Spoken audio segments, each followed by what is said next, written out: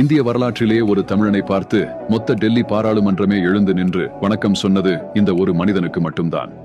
இந்திய ராணுவ முப்படைகளுக்கும் தளபதியான திம்மையா யாரு சொல்வதையும் கேட்க மாட்டேங்கிறார்.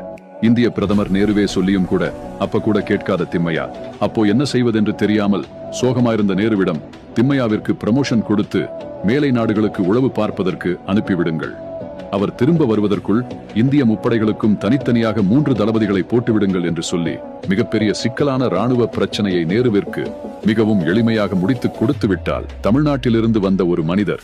இதே மனிதர் இந்திரா காந்தி காலகட்டத்தில் டெல்லி பாராளுமன்றத்திற்கு சென்றபோது இவரை பார்த்த உடனேயே இந்திரா காந்தி பிரதமர் நாற்காலியில் இருந்து எழுந்து நின்று வணக்கம் வைக்கிறார்கள். இதை பார்த்து அமைச்சர்களும் எழுந்து நின்று வணக்கம் வைக்கிறார்கள்.